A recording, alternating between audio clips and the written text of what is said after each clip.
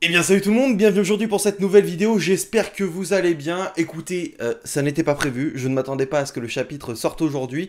Donc effectivement, j'enchaîne les vidéos de review, mais bon, ce chapitre était assez exceptionnel. Donc évidemment, je tourne la vidéo dès que je l'ai vu. C'est une réaction réellement à chaud, hein, on va pas se mentir, j'ai rien écrit pour la vidéo. Je viens à peine de lire le chapitre, mais il faut absolument qu'on en discute et que je puisse voir vos avis, peut-être vos théories par la suite, même si là on approche vraiment du dénouement et qu'on commence à comprendre à peu près tout ce qui s'est passé. Et puis ça va remettre en cause certains spoilers également qui ont été donnés, que j'ai donnés dans la dernière vidéo, mais qui n'étaient un peu que des théories, ou du moins fallait les prendre avec des pincettes. Donc là, pour l'instant, sur ce chapitre-là, ça n'a pas du tout été confirmé. Ce chapitre 120, blindé de révélations, commence tout simplement avec, on voit quelques cases justement où se poursuit l'affrontement entre les Mars et les Eldiens, et on voit Sig qui arrive à attraper la tête d'Eren.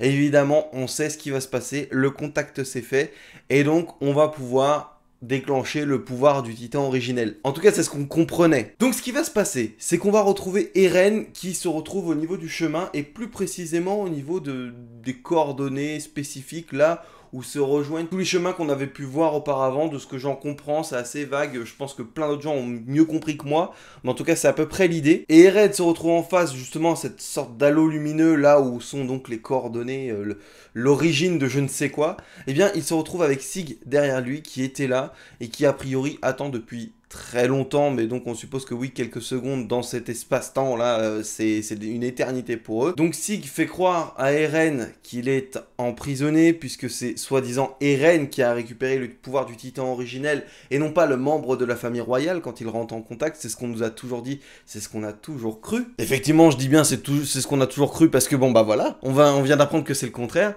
mais peu importe. Eren aperçoit Ymir, donc c'est l'image que l'on avait vue dans le spoiler, et donc Ymir qui est la petite fille qui est capable de créer l'ensemble des titans, et ce, sous les ordres d'un membre de la famille royale. Et ça c'est intéressant, parce que depuis le départ, on pensait justement que donc c'était effectivement la combinaison de quelqu'un de la famille royale et du titan originel, ce qui est plus ou moins le cas, mais ça reste toujours le descendant dans la famille royale qui peut diriger Ymir, et non pas celui qui détient le titan originel. Enfin bref, je skip des étapes, parce que justement, le jeu qui va se passer, c'est que Sig va se faire passer donc pour un prisonnier, ou du moins, il va attendre qu'Eren puisse intervenir, puisse agir, et donc il le supplie de réaliser le plan qu'ils avaient planifié, c'est-à-dire rendre tous les Eldiens stériles pour que ces affrontements puissent se stopper. Et voilà, c'est bien ce que tout le monde pensait. Eren ne se range pas du côté de Sig, il n'avait pas la même idée, il souhaitait se servir de Sig pour réaliser autre chose. Il souhaitait venir dans ce lieu-là. Pourquoi, on ne le sait pas encore, il ne l'a pas dit. Et donc Sig, à ce moment-là, donc, a cerné les véritables intentions d'Eren, et va lui montrer qu'au final, c'est lui qui détient le pouvoir du titan originel maintenant, et qu'Eren n'était juste qu'une clé. Mais il y a un truc qui me trouble en même temps en disant ça, c'est que si c'est effectivement Sig qui détient ce pouvoir, pourquoi, bon, maintenant qu'il est rentré en contact avec Eren, même dans cet espace-temps particulier, au niveau du chemin, là, au niveau des coordonnées spécifiques, pourquoi il n'a pas directement enclenché son plan? Pourquoi il n'a pas fait directement ce qu'il souhaitait faire? Pourquoi il essaye de convaincre Eren de réaliser le plan que Sig pensait, et il essaye de lui expliquer que son père le manipulait et que ses choix sont influencés par son père? Pourquoi n'a-t-il pas directement agi si lui-même avait les pouvoirs? Je suis en train de me demander si en réalité il faut pas l'intervention, et du moins la volonté des deux détenteurs, donc celui qui détient le titan originel et celui de la famille royale, pour pouvoir diriger complètement le pouvoir d'Ymir, parce que effectivement là on a bien vu qu'Ymir obéissait plus à Sig qu'à Eren. Eren lui ayant donné un ordre et elle ne l'a pas suivi, elle est directement allée sur Sig, donc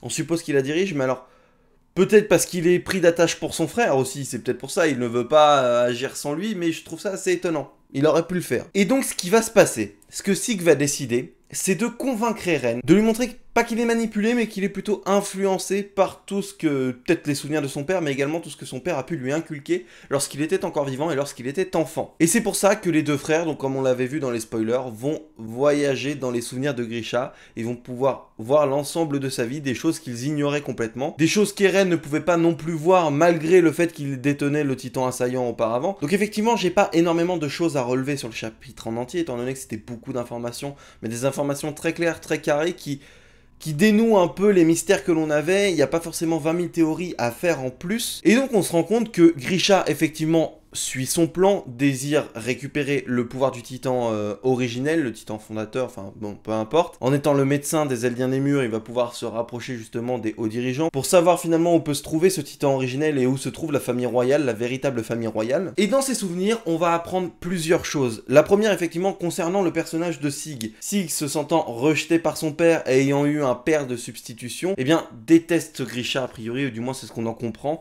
et il essaye de bien faire comprendre à Eren que Eren a eu beaucoup de chance, lui, de son côté, parce que lui, il s'est réellement occupé d'Eren, alors qu'il a oublié complètement sa famille auparavant. Chose qui va être remise en cause à la fin de ce chapitre. Et donc je pense que c'est ce traumatisme d'enfance qui fait que Sig, effectivement, ne s'implique pas autant dans le plan de son père, elle ne veut pas s'impliquer dans le plan de son père, contrairement à Eren qui, lui, n'a rien contre, d'une part parce qu'il doit avoir les souvenirs de son père avec le titan originel, et le titan assaillant, mais aussi et surtout parce que, depuis le départ, Grisha s'est bien occupé d'Eren. Contrairement à Sig qui, depuis petit, a toujours été formé, a toujours grandi et été éduqué pour s'impliquer dans la révolution. Et sur les dernières pages de ce chapitre, effectivement, Sig, donc assez surpris que Grisha, en fait, aimait réellement Eren, souhaitait réellement s'occuper de lui et s'occuper de sa nouvelle famille, mais dégoûté de son côté parce qu'il a complètement oublié sa famille d'auparavant, qu'il a complètement sacrifiée. Or, ce n'est pas réellement le cas, c'est-à-dire que Grisha, dans les dernières pages de ce chapitre, est en train de dormir sur son bureau, et puis tu as Sig et Eren qui sont à côté. Sig qui est en train de jalouser un petit peu Eren et l'attitude qu'avait Grisha par rapport à cette nouvelle famille, étant donné qu'il lui dit que toi tu as été un enfant aimé et pas moi, etc. Sauf que effectivement, on voit directement sur la table, là où travaille Grisha, sur son bureau, qu'il a la photo de son ancienne famille, donc il y est attaché, et surtout, qu'il s'excuse auprès de Sig, donc à travers ce souvenir, c'est-à-dire que l'on voit que Grisha arrive à voir Sig dans ce souvenir, donc ça expliquerait peut-être qu'à un moment ou à un autre, ils iront voir Eren Kruger via ce truc-là, et qu'il y a peut-être eu des communications entre Eren Kruger et Eren, et c'est pour ça qu'il lui aurait transmis le message de sauver Mikasa, la première fois qu'on a vu Eren Kruger, enfin bref. Pour ceux qui ne voient pas de quoi je parle, eh bien, je vous invite à revoir l'animé, c'est dans les derniers épisodes je pense, parce que j'ai pas regardé l'animé. Et pour les autres, eh bien, vous voyez de qui je parle et vous voyez certainement de la scène dont je parle. Celle où on théorisait sur le fait effectivement que les souvenirs des titans pouvaient se transmettre en réalité dans les deux sens. Mais j'ai l'impression que ce n'est pas forcément le cas, et qu'en réalité il s'agirait plutôt de Eren et Sig qui sont en train de voyager je dirais pas dans le temps, mais plus ou moins qui sont en train de revoir les souvenirs des autres et qui ont pu communiquer avec, par exemple, Eren Kruger qui aurait pu les voir. Et puis c'est ce qu'on voit avec Grisha, effectivement, Grisha arrive à voir Sig dans ce souvenir. Ils n'ont pas l'air de discuter. Grisha perçoit Sig de manière un peu floue, hein, ça se voit, puisqu'il a l'impression d'halluciner. Mais il est effectivement en face de son fils. Et c'est là également qu'on voit que Sig a l'air de complètement changer lui aussi, puisqu'il voit que son père est désolé, et surtout que son père l'aimait aussi. Et c'est là que la dernière case, la dernière image de ce chapitre, c'est Eren qui ouvre la porte et indique à Sig que le prochain souvenir se trouve derrière, et je pense que dans le prochain chapitre, il y a de fortes chances que les deux frères découvrent un souvenir très particulier, que ce soit peut-être sur Eren Kruger ou surtout sur Grisha, et que Sig revoit complètement ses plans, et se rende compte que son père l'a toujours aimé et a toujours souhaité son bien. Et en gros, bah voilà, c'est tout ce qui s'est passé dans ce chapitre, c'est tout. Mais c'était exceptionnel, on a eu beaucoup de révélations. Enfin, beaucoup de révélations, disons qu'on voit enfin ce que c'est, ces fameuses coordonnées, cette histoire de chemin, on voit qu'il se retrouve à cet endroit-là. Maintenant, comment ça fonctionne, pourquoi on en est là, je ne sais pas vraiment. Qui est réellement Ymir? Parce qu'on sent que oui, c'est effectivement la première Ymir. Qu'elle est esclave de la famille royale. Est-ce que elle était vivante auparavant et que c'était effectivement une esclave de la famille royale et qu'elle leur a toujours obéi? Ou est-ce que c'était autre chose encore? Ça, c'est difficile à savoir. Est-ce que c'est juste un esprit qui se serait incarné ou quoi? C'est très compliqué à comprendre, mais je pense effectivement que c'est une fille qui a eu un vécu auparavant, qui était esclave pour la famille royale, ou pour une famille qui n'était pas encore la famille royale d'ailleurs à ce moment-là.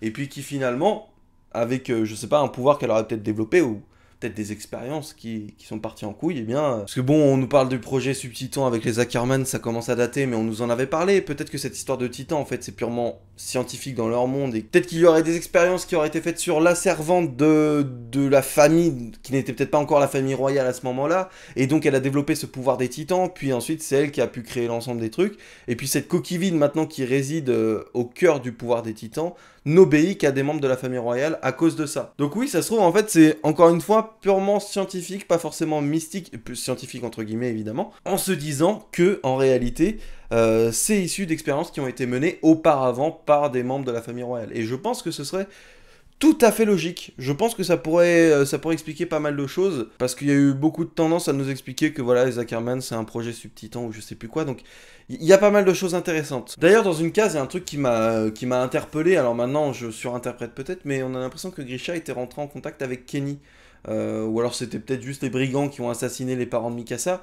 J'ai un peu du mal à savoir parce que bon, c'était ce qui avait été donné dans les spoilers, mais je sais pas, le premier personnage qui ressort dans cette case a l'air d'être Kenny, donc d'ailleurs j'ai même pas fait gaffe. Non, c'est pas Kenny c'est pas Kenny qui a envoyé des brigands pour tuer les parents de Mikasa. C'est des trucs qui datent énormément et c'est vrai que c'est des trucs que moi j'ai pas relu le manga de l'attaque des Titans. Je vous invite à voir des gens comme Senpai Review ou Marco qui ont plus de chances d'avoir relu l'attaque des Titans que moi, mais voilà. Parce qu'effectivement on voit que Grisha est un peu à la machination de tout le reste, de tout ce qui a pu se passer, certainement du fait que bah comme on le disait dans les spoilers, qu'il a fait en sorte que Mikasa soit un peu la gardienne des reines. Maintenant, est-ce que c'est réellement le cas? Maintenant, est-ce que c'était pas juste une erreur dans les spoilers et que c'est à prendre avec des pincettes? C'est fort probable. Mais en tout cas, c'est ultra intéressant. Enfin voilà, j'ai pas grand-chose à ajouter. Je pense qu'il y a beaucoup de théories à faire malgré tout, malgré ce que je disais. En fait, on est plus dans un dénouement, mais il y a quand même beaucoup de choses à dire puisque on peut théoriser malgré tout sur les souvenirs qu'Eren et Sig vont aller explorer, sur les futurs choix que va faire Sig, et puis sur l'origine même d'Ymir. Qui est cet Ymir? Est-ce que finalement, comme je disais, c'est un esprit? Ou est-ce que c'est effectivement une jeune fille qui a vécu auparavant, qui était une esclave au service de la famille royale, et puis ceci est issu d'expériences qui ont mené au pouvoir des titans? Voilà, je sais pas trop, moi c'est ce que j'en pense. N'hésitez pas vous à me dire ce que vous en pensez. J'aimerais vraiment qu'on ait des réponses là-dessus. En tout cas, j'aimerais bien que ça ne reste qu'on ne s'arrête pas là, qu'on dise juste ouais Ymir c'est le pouvoir originel, c'est cette petite fille là qui est en fait une esclave, maintenant qui est une coquille vide, et on sait pas pourquoi quoi. Non, j'aimerais vraiment des explications, donc n'hésitez pas vous à me faire vos théories dans les commentaires. Sur ce, écoutez, je vous remercie réellement à tous d'avoir suivi cette vidéo, je vous souhaite à tous de prendre soin de vous, et à très vite pour une nouvelle vidéo qui ne sera certainement pas une review de l'attaque des Titans, mais une autre vidéo sur le manga ou je ne sais quoi. Enfin bref, prenez soin de vous et à très vite.